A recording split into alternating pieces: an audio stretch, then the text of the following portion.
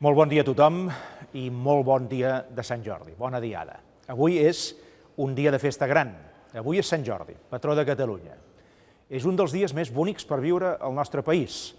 El fet que com a prova d'estima ens regalem llibres i roses converteix la diada d'avui en una festa única a tot el món. La celebració col·lectiva ens ha de fer pensar també en els reptes, els col·lectius. Aquest poble que avui celebrarà una diada tan notable i tan viscuda és també un poble que vol decidir col·lectivament el seu futur.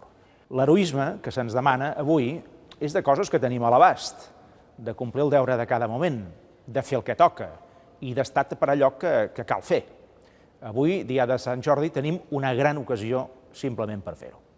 El mateix poeta Maragall continuava dient que si volem que el rastre de l'heroi duri sempre, ens cal renovar constantment la lluita i la victòria.